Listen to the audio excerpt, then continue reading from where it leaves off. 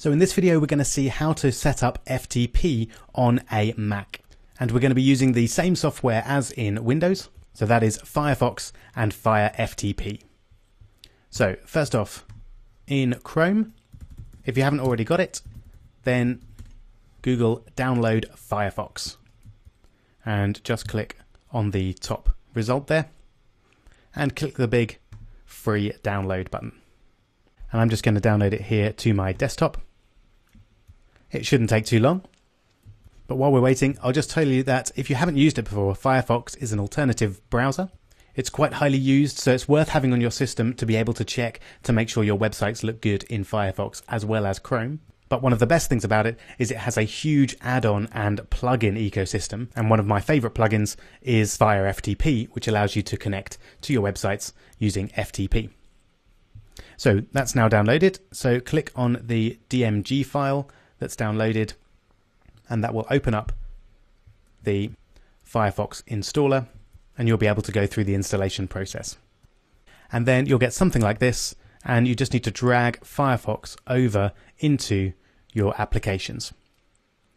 Now, I'm not actually going to do that because I already have Firefox installed, but it's a very straightforward process from there. Just click Next, and then when it finishes installing, open up Firefox, and you'll be presented with something like this. So it looks like many other browsers that we've seen before, and it obviously works in the same way, but we're going to jump straight to downloading Fire FTP. So I would give that a quick Google and then click on the top result, addons.mozilla.org, and then click on the green Add to Firefox button. Now, once again, I've already got Fire FTP installed on my system, so I can't go through the installation process, but again, it's just a matter of clicking Next. You may have to restart Firefox to finish the installation. All right, we're almost there. So now that you've installed Fire FTP, we're going to add it to our menu bar up here. So you need to control click on the toolbar area, not on any one of the actual icons, and then click Customize. And this gives you the option to customize the icons that appear up here. And I'm going to take Fire FTP and drag it up to the top there.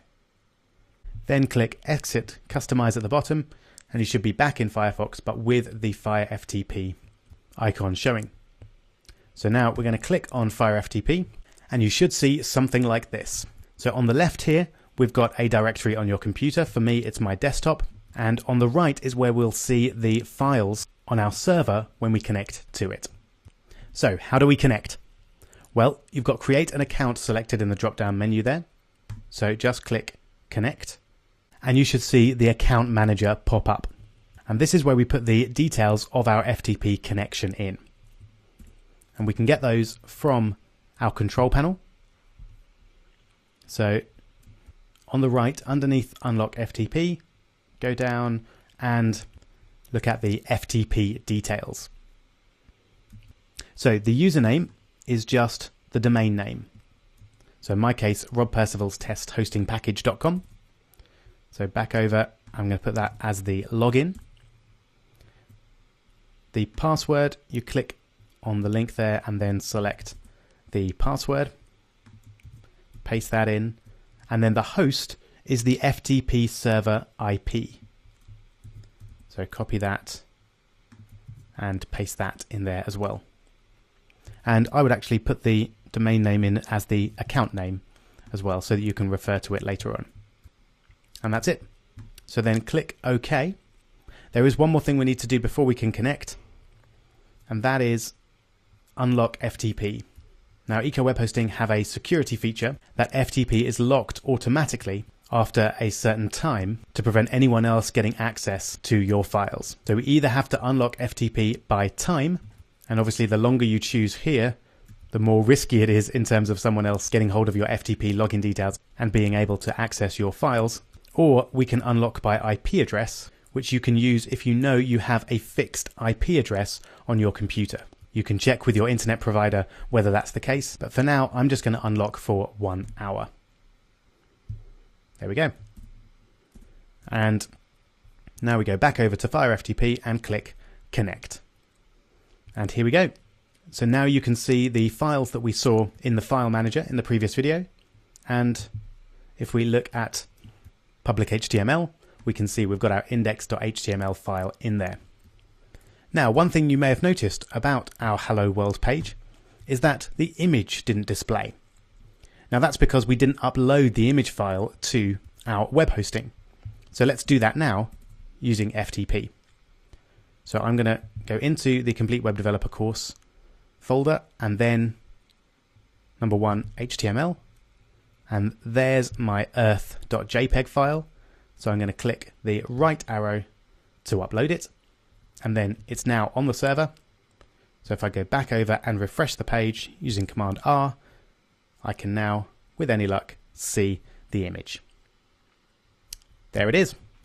So we're almost done, but there's one more thing I'd like to show you, and that's the real reason that I recommend using Fire FTP over the other available FTP clients out there.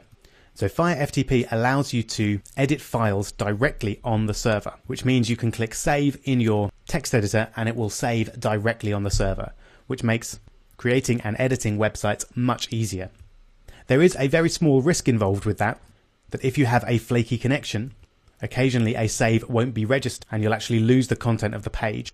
But that's only happened to me very rarely, and I find it doesn't outweigh the convenience of being able to edit this way. Having said that, you should always have a backup of your website files so that if you do lose something, you can just re-upload without losing all your work. So how do we open a file now text editor from Fire FTP? Well, it's very easy, but before we do so, we have to make sure that the file extension, so in this case .html, is associated with our text editor on our computer. So that means if we double clicked on an HTML file in the Finder, would it open it up in our text editor? And to make sure that that's the case, go over to Finder and find any HTML page. Doesn't matter which one it is. It doesn't matter which. So I'm going to take my web page.html and then control click on that web page and click Get Info. And then in the Open With section, you may need to click on the arrow to open it up. You can select the program that you want to open it up with. And if you haven't edited your system before, it's probably going to be Chrome, Firefox, or Safari. So you need to make sure that you've selected brackets, or if you've chosen a different text editor, then you've chosen that text editor there. And then you just click Change All. And that will then change all files with an extension of HTML to open in your text editor. All right, so now that we've done that, we can go back to Firefox and click Command O to open the file, and control click and open, or we can also use Command and O to open the file in our text editor. And there it is. So now if we want to edit this file live on the web, for example, if I want to put a full stop at the end of that H2, then we just use Command S to save, and you can see it's updating live on the website itself. And if we go back over to Chrome and refresh the page, you can see that that change has happened live on the web. So that's how I do most of my website editing, and I recommend that's how you do it too. Bear in mind that when you start using other file extensions, such as .css or .php, you'll need to go through the same process in Finder and make sure that you've control clicked, get info, and then make sure that they're all opening with brackets. Otherwise, when you use control click and open, they won't necessarily open in the right editor. And that's it. So now, if you like, you can actually work for the whole course live on the web and use this setup to edit your page live on the web on the right and view the output on the left. I'm going to carry on working on the desktop just because it's a little bit faster, but you've got the power to work live now if you want to.